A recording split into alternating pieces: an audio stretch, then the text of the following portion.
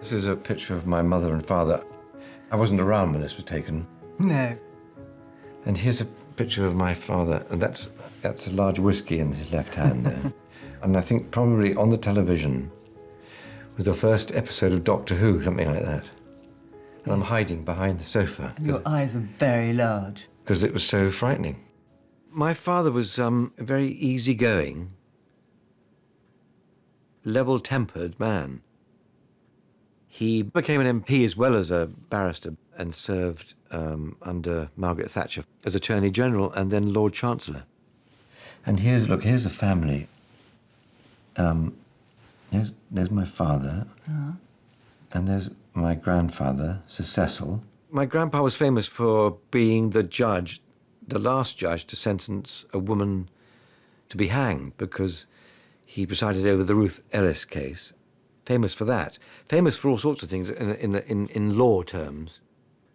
As for my mother's side, I know nothing.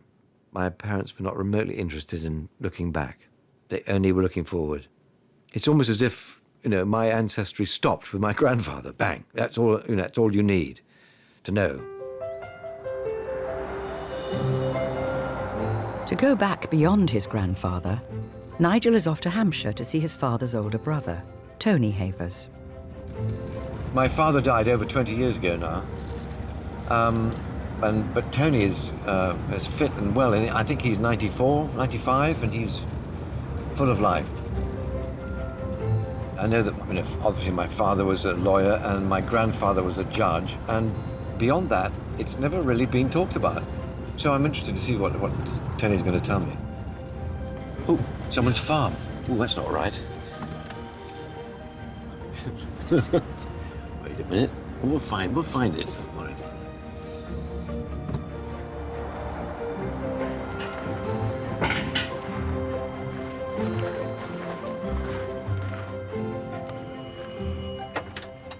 Nigel. Uncle Tony. Dear boy. How lovely to see you. Marvellous to see you. Marvellous to see you. Well, this is not a surprise, but it's a pleasure. Good. Come on in. Absolutely. Thank you very much. Right. You have a good trip down? Yeah, I did. It only took 5 hours. Well, it's great to see you Well, it's again. great to see you. Very interesting that you've come here to see me, because we've got here a very good family tree. Okay. Now, here you are, Nigel, born 1951. Great, that's right? I'm afraid 'tis, yes. I wish I could lie about it, but I can't. Okay. You, son of Michael and Carol. Then we move on up to Cecil Robert Havers. Yes. Much loved in our family, in fact, adored. We loved him, we really did. When I was at prep school, I suddenly got this note in the post, Dear Nigel, I had the Beatles for tea on Thursday, and I got their autographs for you, enclosed. Yeah, and there they absolutely. were. I've still got them. Yeah. And can you imagine that at the boarding school? I was a hero, Yeah, you could have been. Yeah, amazing. Absolutely. And then we go on up further. Agnes, who was married to Daniel, that would have been your great-grandmother, great-grandfather. Now we're getting, Nigel, we're now getting near the top of the tree. Okay. George Buckingham. Now then, have a good moniker at him. Yeah. Confident and a good family maker. 17 children. 17. Yeah. 14 who survived. And this really is the sort of culmination of the whole thing. This was at Salisbury House, which was the Buckingham main house, large house, in Unthank Road in Norwich. This is George here, and this is the great childbearer, Elizabeth Buckingham. And she was, in her single life, Elizabeth Hamblen. Hamblen, okay. So, these are the 14 children of the family. Now, when I was about 6, my mother and father took me to visit Elizabeth in her house, because every Sunday morning she insisted that all the family should attend Salisbury House. Right. She wanted to see them. Oh, right. So we attended, and we were lined up, and I was told to sit on the floor because I was only 6. Yeah. So I was down here somewhere. And we waited, and against the wall, because she was up in the bedroom above, and she got in her lift up there, and her lift came down, and the doors parted. Yeah. In a wheelchair, didn't move, except to have a searching glance from left across to the centre, over to the right, and she suddenly said, "Where's Geoffrey?" And Geoffrey got into trouble for not coming. Oh. Dead scary. She sounds a pretty... She was a regal lady, wasn't she? She's very regal. Looks a bit like Queen Victoria in a Yes, sense. absolutely, Queen Victoria. Yeah. A long dress and lace cap. Yeah. But what's interesting, Nigel, is I know a lot about all those people, but the one part of the family tree I don't know anything about at all is Elizabeth Hamblen. It's a blank sheet. With his uncle's help, Nigel has managed to trace his father's line back to his great-great-grandmother, Elizabeth Hamblen. You end up with this woman who looks just like a sort of Queen Victoria. I don't know what to expect, but she does put on a very grand air. I need to know about her. I really do. To begin his search, Nigel has come home to London and ordered up Elizabeth Hamblen's birth certificate. Oh, wait. So here we are. It's from the registration district of Colchester in 1841 in the county of Essex. So that makes her an Essex girl. She probably didn't wear white high heels. Oh, I have a head. Like that. But she's still an Essex bird in my... Right, OK. The mother, Elizabeth Ann Hamblen, and her father was Henry Hamblen. Here we are, Henry Hamblen. And it says occupation of father, driver. A driver. Where did all this grandness come from, I'm wondering? Anyway, let's have a look on the internet. I've loaded up the census for 1841, so let's put her name in. Birth year, we know, is 1841. Okay, here we go.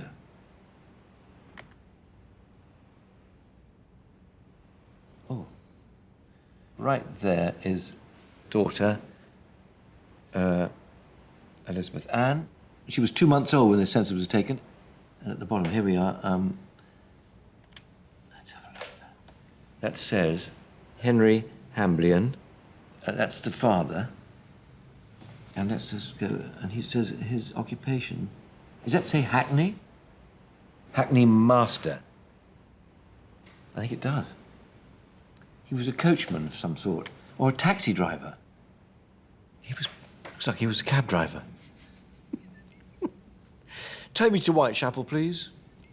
Certainly, sir. So much for the stately home. It's time to go to Essex. Nigel has come to Colchester to discover more about the profession of his great-great-great-grandfather, Henry Hamblen. He's meeting coaching expert Colin Pawson. Morning. Colin, thank you very much for coming. And we'll talk about how you're dressed in a minute. But I know from the census which I've seen that Henry Hamblen is a Hackney master. Is that going up in the world? I don't know what it means.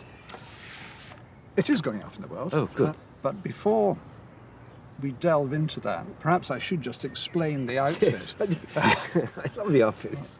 Great. Henry was operating in the middle of the 19th century, as we know, and this uniform is in fact that of a coach guard from that period, and I thought it would add just a bit of local colour to our conversation. It does. I love it. I think it's great. Now, the Hackney master. I recognise Hackney because we call our taxis in London Hackney cabs. We do. Yeah. For exactly. I thought the they came same. from Hackney. But unfortunately, no. Hackney came originally from an old French verb meaning to hire. Right. Nothing to do with Hackney at all. And I think that when he started, Henry was driving carriages for hire, much as you have black cabs today. But by 1841, he was obviously coming up in the world, and by describing himself as a Hackney master, would suggest that he has drivers working for him. He had moved into a more managerial, a more organisational role. I had this image that he was just driving his own cab. I think he's moved beyond that. Now, the Essex Standard was the local paper. It's 1844 now. The original muse, Sir Isaac's Walk, Colchester, H and J Hamblen. That's Henry and...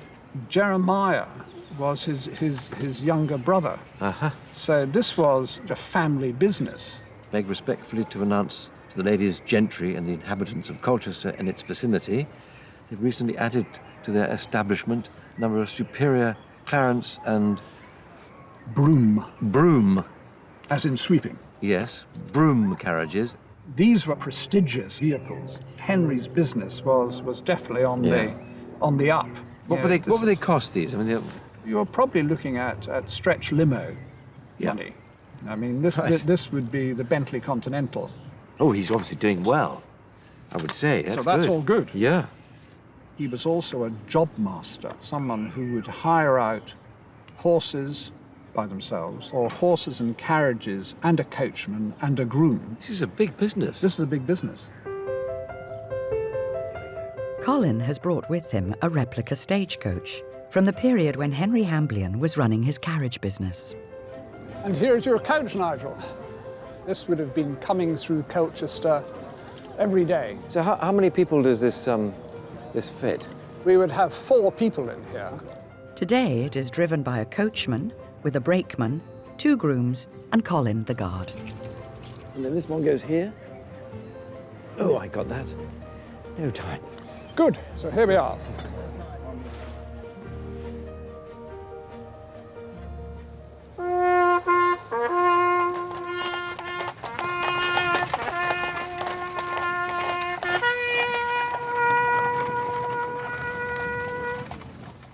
That means we're going. That means start. Start. And there were various standard calls that the guard would blow to indicate to other road users what the coach was doing.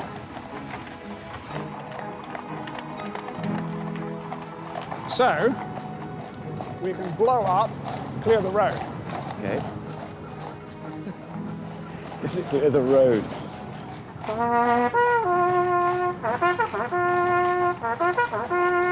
Great. Isn't that fantastic?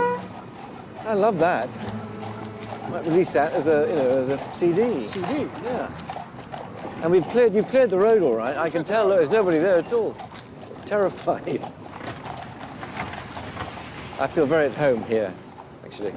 I do.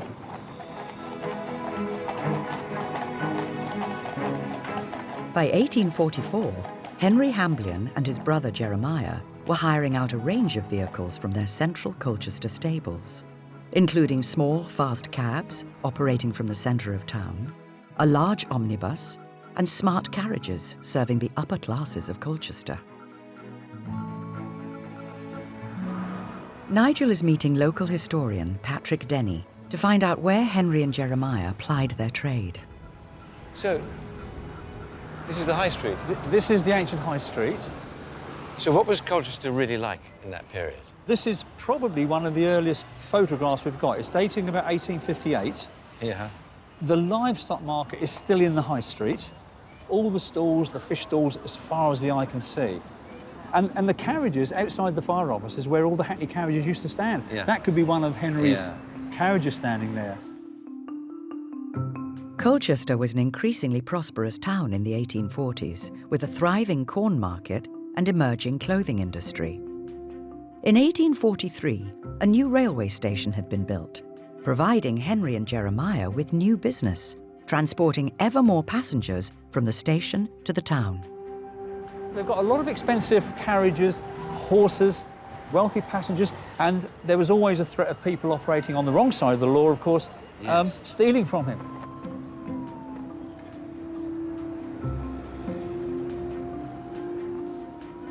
Got a few newspaper cuttings here, one from the Ipswich Journal. It says highway robbery at Mile End. God, you know, I never thought of highway robbery. I always think of that as being much earlier. Earlier on? Yes. Yeah, this is doing Henry's time. A daring highway robbery was perpetrated on the Mile End Road, 2 miles from the town, early on Thursday morning. Daniel Underwood, in the service of Mr. Henry Hamblen. Here he is. There he is, yeah, there he is. A short distance from the Dog and Pheasant public house, a man stopped the horses whilst another jumped on the box of the vehicle and knocked the driver from his seat. They made off with only the driver's hat and silver-mounted whip, worth 15 shillings. Yes. It's a lot of money, though. That is 15 shillings. We've got another one, actually. On Thursday, the 23rd, a man hired a horse and gig at the stables of Messrs. Hamblen There we are. of this town under pretence of going to Bentley in Suffolk, but instead of which he was seen soon afterwards driving in the opposite direction and was traced to Braintree, and neither the individual nor the horse and gig has since been heard of. A reward is offered for his apprehension. But this is a worry Covering it. for Henry, isn't it? I mean, Yeah. His reputation is at stake Yeah. in terms of people thinking, well, do we go with this? He's been burgled. Maybe That's we right. should... Oh, yes. And if it happens too often, of course, his business could be at risk. Yeah. Totally. This is a serious thing. Yeah, I think so, yes. To find out how Henry protected his business, Nigel's meeting 19th century crime expert, Professor Peter King. Peter, I'm aware that my ancestor, Henry Hamblen, had some trouble with highway robbery and other crimes. How could you deal with that? How could you prevent these things happening? Because it could be very serious. That's why we brought you here, because the association that helped to solve that problem, their records are here in this solicitor's office. So let's have a look. Okay. Here we've got the minute book. This is of the Colchester Association. At the annual meeting of the members of the Colchester Association, held at the Town Hall, Colchester, on Tuesday, the 5th of May, 1846. After dinner at the Three Cups Hotel, the following new subscribers were elected.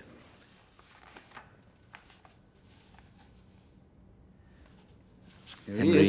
Henry Hamblen. So he's now part of this Yeah, he's Colchester Association. His He brother, worked his way up from a Jeremiah driver. joined a couple of years later. Right. So the partners were both in there. We've got a poster here from just a few years earlier, 1842. Oh, this is a little bit before my Yeah, ancestor that's- joined. yes. Fantastic poster. Subscribers to the Colchester Association for the Protection of Property and the Prosecution of Housebreakers and Thieves. Yeah, it was called the Thieves Association, interestingly. So They refer to Henry has themselves as a just bunch joined the thieves, in fact. It says here, no trouble or expense will be spared in detecting offenders and bringing them to justice. They don't- Look they at the don't- mayor and the mayor's Yeah, the involved. mayor said the big noises are probably in there, including the MP Oh, yes, and yeah. a couple of MDs. They were lawyers, tradesmen, shopkeepers, the classic middle and upper middle class. This is not anything to do with the police. This is a voluntary association. They create a communal fund from which they can then can be themselves. used. Yeah. So This can is they a- arrest people themselves? Can they go up and... No, they can't. They have to use the existing police force, and policing of the town is still very rudimentary. Modern policing was in its infancy in the 1840s, and it wasn't until 1856 that a nationally funded and government-regulated police force was introduced. Before this, associations like the Thieves could pay local officers to prioritise their cases and pursue criminals. By joining the Thieves, Henry was not only eligible for these privileges, he also gained the kudos of being part of Colchester's business establishment. So he's sort of making it now, isn't he? He's got a good business going. He's enough money to join the association along with all these, respected people. He's got his brother involved. So the two of them are really, well, basically they're going up in the world, aren't they? And 4 years after they joined the Thieves, something else happens, which is an interesting turn of events. Notice is hereby given that the partnership subsisting between Henry Hamblen and Jeremiah Hamblen is this day dissolved by mutual consent, May the 9th, 1850, which means that Jeremiah is no longer part of the business. I wonder why. We've got a couple of clues we'd like to show you. let's have a This is from the Essex Standard. Yes, I know the Essex a local Standard, rag. yes. Charge of furious driving. Oh, God. Against Jeremiah Hamblen. Right. William Dines was driving a fresh broken colt on the Lexton Road, accompanied by a complainant. By the complainant. When they were followed for some distance by a van driven by a defendant, who ultimately passed the other vehicle, and as it was alleged. He hallooed. So he hallooed so as to cause the colt to take fright, become react. Now that's not good, is it? So he's obviously he's a bit of a lad, this guy. There's a bit of road rage going on here. We have another document suggesting that Jeremiah was quite capable of hitting the news more than once. Oh, God. County Court, October 13th. Action for willful damage. Sarah Mills, fish dealer, versus Jeremiah Hamblen. Plaintiff stated that she was keeping an oyster stall in the fish market when Mr. Hamblen, who had plenty of room to pass, drove against her stall and upset it. Oh! She cried out, "For God's sake, you'll kill me," as the shafts of the barrow, I don't know why I'm laughing, struck her leg. But Mr. Hamblen, making use of some abusive language, said he didn't care what he did and took no notice of her. Her leg was badly injured, and being in the family way... Yeah, she was pregnant as well. I don't know why I'm laughing. He's a bit of a lad, isn't he? He's a pregnant woman, and he's taking her out. He's taking her out. Having looked at these, I mean, and you're an expert at this, do you think that's why they sort of split up? If you've got a furious driving brother and you're running a company like this, it's not going to do your reputation very much good. I was intrigued by a little problem Henry had with his brother. I think it's right that Henry decided that maybe he should go and do something else. So now he's lost his business partner. Where does that leave him? Nigel is meeting business historian Dr. Terry Gorvish at 15 Queen Street, a house in front of the site that was formerly Henry Hamblen's livery stables. So far, I know that Henry has gone it on his own. I'd like to know what happens next. Okay, well, right. Well, that was in 1850, I think, and this is the 1851 census. Great. So we've got Henry here, who's head of the house at 37, and it says innkeeper. What happened to the horses and Oh, I think he kept those. Oh, so he's really doing well indeed, isn't Yes, he? it's a diversification. Fantastic. Good for him. Elizabeth, wife, yes? Yes. Rosanna, daughter, age 12. And it says she has an occupation at 12 of... Crossed it's being out. crossed out, but it does actually say barmaid. Barmaid. Barmaid? Well, Right. Like a fancy a pint. All that going on. She's behind the bar at 12. yes, well, that wasn't uncommon in 1851. OK. Elizabeth, daughter. Now, Elizabeth, I've seen a photograph of her. Oh, right. My Uncle Tony, who's 95, showed me this very grand lady sitting, looking like a miniature Queen Victoria. Very, very grand. So that's her there, age 10. In the Brewer's Arms. In the Brewer's Arms. She wouldn't have told many people that. I'm not sure she would. No. No, he's doing fine. He is doing fine, yes, that's To right. diversify is great, isn't it? Yes, I mean, yes. that's what people should do. And then, Something else here. well, we have to go forward some years. October 5th, 1864. So Mr. Henry Hamblen begs to inform the public he's taken the business of railway and general carrying. So that means he's taken over a different sort of business. Indeed so. Not carrying the public, carrying... Carrying goods, yes, Goods. merchandise, and taking it to the railway station. The rail network expanded even further in the 1860s, with over 4,000 miles of new track. Money could be made ferrying goods to and from the station and around town. By adding general carrying to his other businesses, Henry would be competing with established firms like Pickford's for lucrative contracts with the railways. He's making loads of money, doing really well. Yes, so we might think. Yeah. However, I have this document to show you. Right. And this is barely 2 years later. Henry Hamblen of Colchester in the county of Essex, licensed victualler, and late a common carrier and livery stable keeper, having been adjudged bankrupt. All right. So he's gone bust. Yes, yes. Within 2 years of acquiring that carrying business. Oh dear.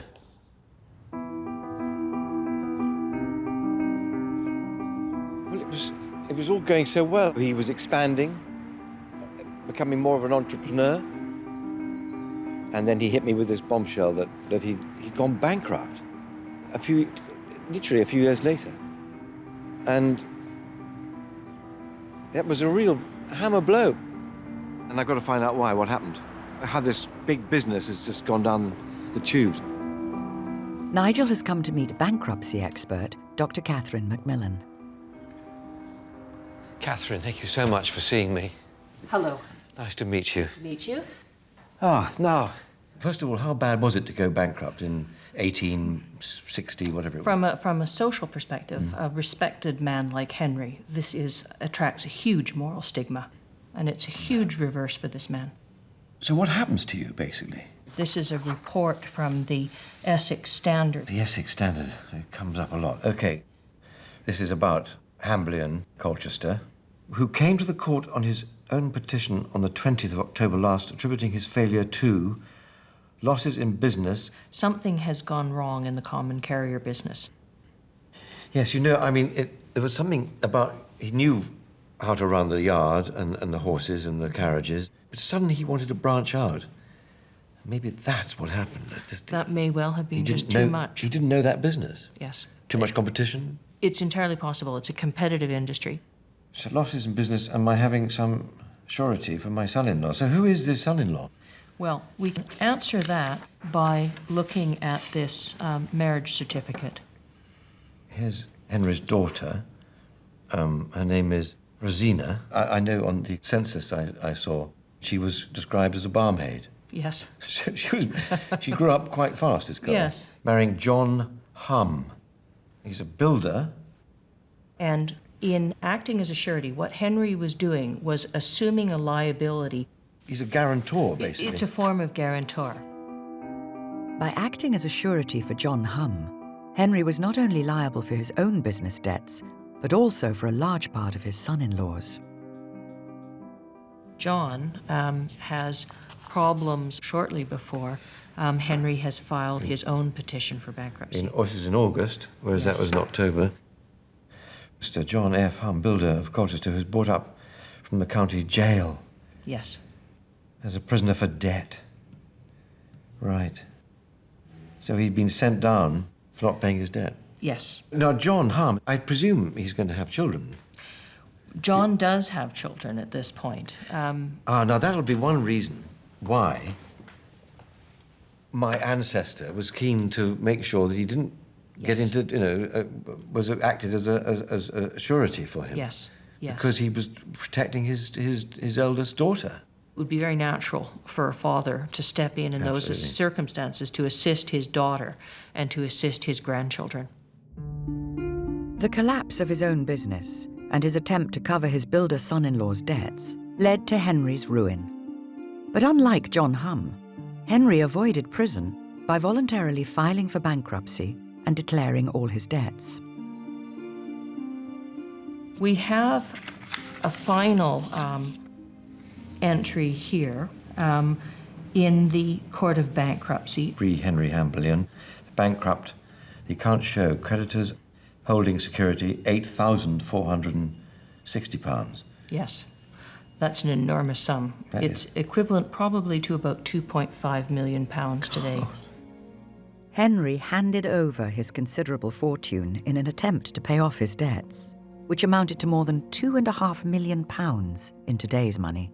What a shame to build all this up and then have it all go so horribly wrong. What a shame, eh?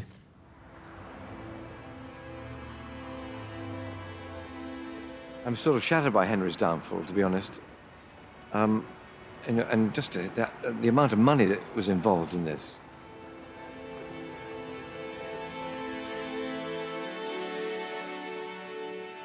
Nigel has gone online to see if he can discover what happened to Henry after his bankruptcy.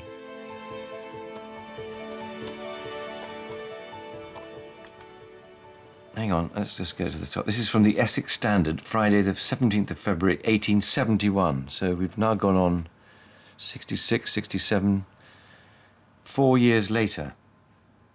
Right. The Provident Asylum Society a special meeting of the members of this useful institution. The next business was to consider the claim of Mr. Henry Hamblen be admitted on the foundation and to receive the usual benefits. Much commiseration was shown towards Mr. Hamblen in his present affliction. He was unanimously elected. What would that mean in Victorian times? The Provident Asylum Society. Well, I know there are two things. It might be that his affliction is that he's still got no money, but commiseration shown towards his present affliction. Maybe there's something actually gone wrong with him. This is driving him a bit mad. The first priority is to find out what happened to Henry. Also, I need to find out what happened to my ancestor, Elizabeth, who must be... She was 10 in 51. She must be in her 20s. Nigel hopes that local historian Andrew Phillips can help him make sense of Henry's circumstances. This is from the Essex Standard, your local paper. And I need you to tell me what the Provident Asylum Society is. The Provident Asylum Society was set up for people of business and professional people to pay an annual subscription against the possibility that disaster might come their way. There's a little security. So you do this in case your business absolutely. fails. And Henry was bright enough to think, oh, just in case this goes wrong, I'm going to pay into this. That's right. He Okay. had the foresight to anticipate and to cover himself. He was now eligible to the usual benefits, and they weren't nothing, because behind us stands, in fact, the Provident Asylum Society. Oh, wow. It's very attractive houses. Indeed. So he has a roof over his head. Self-help societies were common in Victorian England. There was no welfare state, and if a family fell on hard times, it risked ending up in the workhouse. But prudent businessmen like Henry could pay into a private fund like the Provident Asylum Society, insuring him against poverty and homelessness. He's doing fine. Yes, he's doing great. I mean, and he could start again, you know, he could start another business. Yes, but hang on, they were sympathising with his affliction. Yes. What does that suggest But to he you? might not be very well. Oh, dear. Oh, dear. It's a death certificate. 1871. Let me just, 1 second, let me just look at this. This was February the 17th, 1871. March, so a month later, he dies. It says here, cause of death, diseased heart, certified. So he had a heart attack, in other words, probably. Probably. So the probability is he was backing up almost to move in and had a... Yeah. Oh, dear. He never made it. What about the family? It's a small print. Here we are, Rule 12. Widows of members. In the event of the death of a member of the foundation who was a married man at the time of his admission, his widow shall continue to reside in the house, rent and tax-free. Oh, that's good. So he was really smart, wasn't he? He put aside and paid for this in case something had happened and showed what a wonderful man he was in many, many ways. But tell me, I really want to know what happened to my direct ancestor, Elizabeth Jr., so to speak. I know. When I last came across her, she was 10 years old. We roll forward a further 10 years to 1881. Yeah. And I have here a copy of the census. Oh, yeah. There's a man called George Buckingham. And Elizabeth. He's the shoe manufacturer. What does that say? I can't see what that says. employing 50 men. Oh, he's a big time. That's a significant size shoe factory. Oh, we've got to where Elizabeth is married to Buckingham. Yeah.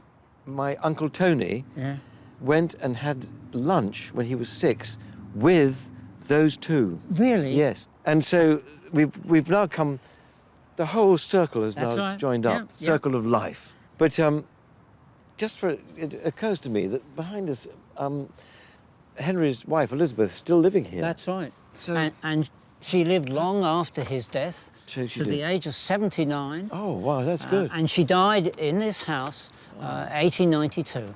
And she was buried with him in Colchester Cemetery. Oh.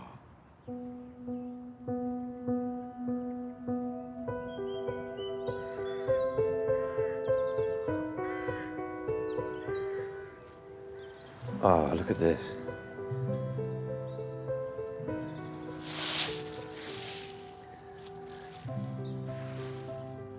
Memory of Henry Hamblen, who died March 17th, 1871, aged 56 years.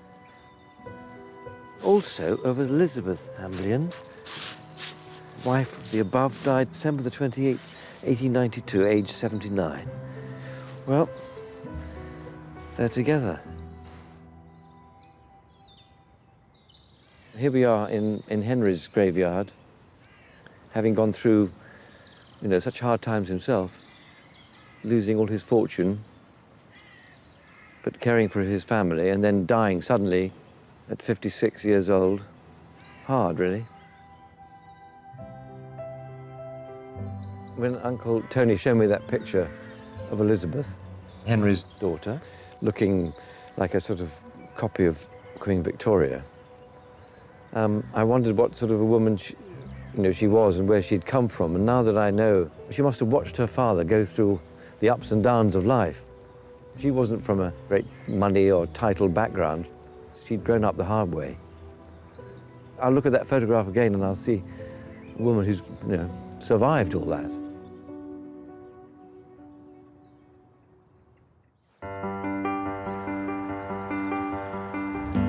Having explored his father's ancestry, Nigel is turning to his mother's side. His mother, Carol, has a sister, Manda, who lives in Hertfordshire. We're off to see my auntie Amanda Lay. I don't know what she knows about my family history. I have no idea. But I know from experience that she's very up for a lark, as they say. My mother's side of the family was a complete mystery to me. This is a whole section of the family that I really have know nothing about. Nigel has arranged to meet his aunt, Manda Lay, at her local pub. Auntie Mans as I live and breathe. How are you? Lovely to see you. What is? Who would ever believe we'd be sitting in a pub talking about, well... Family. Family. Are we posh or not really? No. No, she said defensively. No. I just wanted to know, that's all. I do know that is a photograph of my grandfather, who, of course, I never met, whose name was... Stuart. Charles Lay. Charles Lay. I was told that he worked in the city. But that isn't actually true. He worked, he owned a laundry. He owned a laundry? Yes. He owned a laundry. Must have been quite a profitable laundry. I think it was. OK. But you definitely know this person because that was his wife. My grandmother. That is Grandma. And she was Irene Wackett. I never knew that. Wackett. Wackett. You say that with such relish. You like that? So, Wackett. Yes. And she looks fantastic. I don't tell many people that. No, I don't suppose you do. And I'm not going to tell many people myself. Good. I'll keep quiet about that. Yes. She looks fantastic here, though. She's very, very elegant. She was a model, really. She was very fortunate, because you can see why I take after that side. No, you don't. You're gorgeous. No, look, OK. So, that is Elizabeth, who was her mother. So that's my great-grandmother. Mm. She looks quite stern. And she was born in Cornwall. So this is Elizabeth Wackett. Right. But what was her maiden name? Cooch. Now we have someone... And now, yes, this is my great-grandmother, so your great-great-grandmother. And she was Maria Caroline Cooch. She looks very kind. She was married to somebody called David Cooch, who was a miller in Cornwall. Here, this photo is of Jonathan Cooch, who was his twin brother. I don't know whether they were identical twins. Maybe they were a little bit alike. Nigel has discovered that his great-great-grandfather, David Cooch, was a flour miller in Cornwall. His twin brother, Jonathan, lived in the same hamlet, known as Cooch's Mill. And here we have a picture of the house. Lovely house. Yes. I wouldn't mind that myself. What about the dates? Are there dates in here somewhere? Yes, on here is the, this is the 1851 census. It's on this page with David, must be. Here. David, His yeah. father was called John Couch. Right. So here's John Couch. He's head of the house, male man, and he was the miller. And then there's Yes. David, son, who was 28. He was the millwright. Jonathan Couch. He's the blacksmith. Jonathan was the blacksmith, but later became the miller. So the mill didn't pass down to David's children. No. It went sideways through. It did. David did take over for a time. So what happened there? I don't know. We would have had a mill. Yes. We would have had this You mill. could have been the proud owner of Couch's Mill, the whole area. So it's such a pretty house. Yes. Well, I'm really intrigued. This village with the blacksmith and the miller, and I just can't wait to get there. Auntie Manda told me yesterday that my ancestors, specifically David Couch, were in Cornwall. So I've gone west. I have a sneaking suspicion that something odd happens to him, that because his twin brother, Jonathan, the mill went to him. So I just want to know what happened to David, really. So I didn't know what to expect, actually. I have no idea. Couch's Mill is on the Boconnoc estate in Cornwall. In the 1850s, the mill was one of many tenanted properties owned by the Fortescue family, who lived at the main house. Historian Dr. Catherine Lorrigan is showing Nigel the way to the mill. I think we're getting near, aren't we? Yes, just coming down into the hamlet.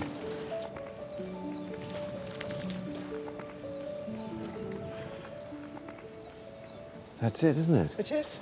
That's the scene. Nothing really has changed. There's the No. path. It's quite modest when I get close up Yes, to it, yes. actually. That's interesting to see, isn't it? Charming Yes. to be here. I'm beginning to sound like Prince Charles, you know, so modest. Shall we go and have a look Yeah, inside? yeah. Oh. I'll follow you.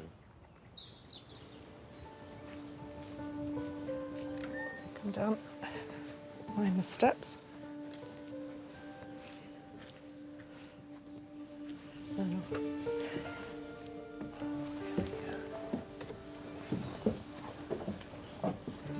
So we are in the mill. We are. It's nearly like someone just left one Yes, day. they've just gone. It hasn't been worked since the 1920s, I think.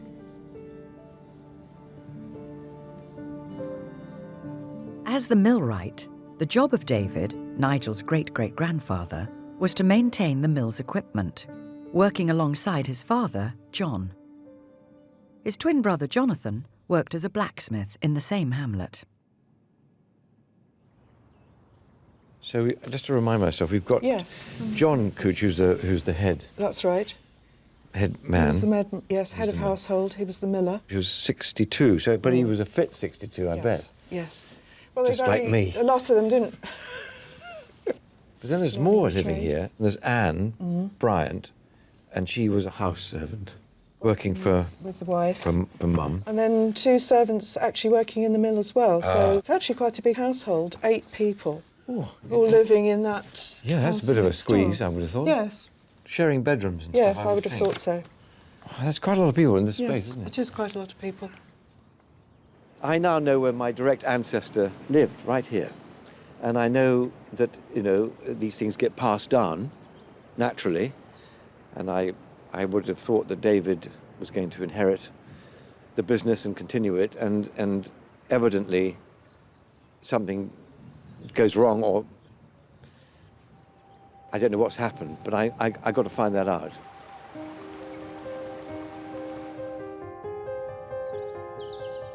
Nigel is going online at Boconnoc House to search for any information about his great-great-grandfather. David.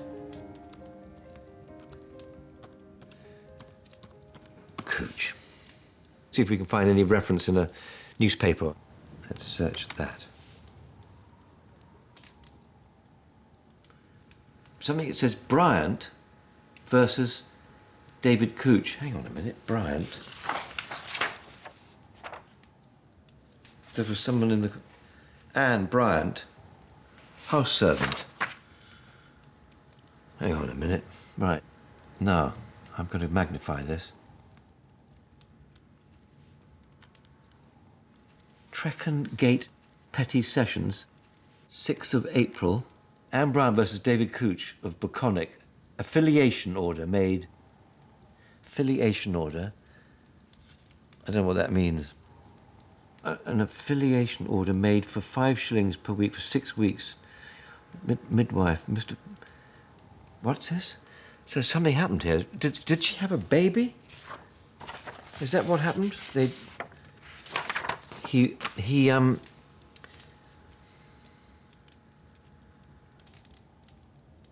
it looks like, what it looks like is they had an affair.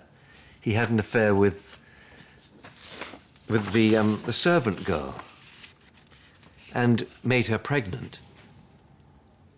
He just couldn't resist it. Bit of a cad, really. Oh, dear. I've been playing those sort of parts for years. David Couch, you naughty boy.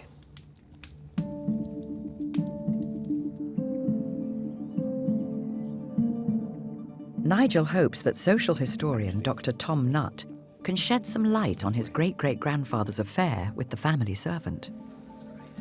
What I've discovered is my great-great-grandfather, David Couch, managed to get the house servant pregnant. Now, what is an affiliation order? Affiliation is the legal process for dealing with illegitimate children. Right. Firstly, determining the paternity of the child. And then the second step is a maintenance order. Right. That is putting your father, David Couch, under an order to pay 2 shillings 6pence in this case for maintenance. It says on Friday, April the 15th, 1853, at the Trecon Gate Petty Sessions. What would they be? Well, the Petty Sessions was what we would now think of as the Magistrates' Court. Ah. In 1853, according to the laws of the time, the onus was on 19-year-old servant girl Anne Bryant to stand up in court and prove her child's father was the boss's son, David Couch. How could Anne Bryant prove that David Couch was the father? I mean, what evidence is required to do that? Anne probably would have brought in witnesses to the court, so... What, i.e. they'd seen us in bed together? Well, it could be, in fact, actually. Very often it'll be the woman's mother or father, or even a brother or sister, who might say that they had seen them walking out together. So this actually proves, Anne Bryant has proved that the child is David. That's really basically what this does. That's what it does. So what happened to the child? Another certificate which I can show you. Yeah. Oh dear. This is a death certificate. So on the 15th of March, 1854, a year and a month later, inflammation of the chest is the cause of death. Sadly, deaths in infancy were very, very common. Eleanor Couch Bryant, heavens above it, she's got the word Couch in there now. That meant that they'd got together.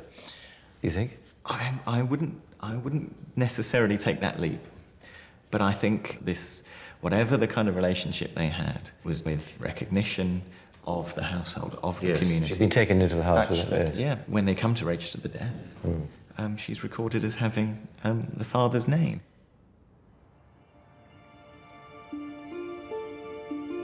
The image I build about David is that he's a hard-working man who had a fling, but he's not casting this girl and this child away.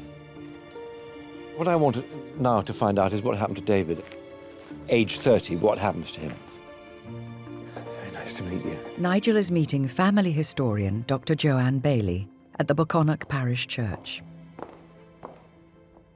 Joanne, I know my great-great-grandfather, David Couch, had a child, a daughter, and it's very, very sadly, little Eleanor died. But I know nothing about what happened. Well, we have a document that I can show you in 1862. This is a decade later. They This were getting one's for a married. happy reason, yes. Very happy, getting married to Maria Caroline Collins. Yeah. He's about 38. Oh, she's a widow. Yes. And he's happy to take her and her 2 children from And her her first 2 marriage. children. Yes. Oh, that's a good choice. I mean, the other option would have been to marry a young woman. He's had experience of a woman much younger, and it didn't go so well. He's showing some maturity, isn't he? Yes, he's being very sensible. Good for him.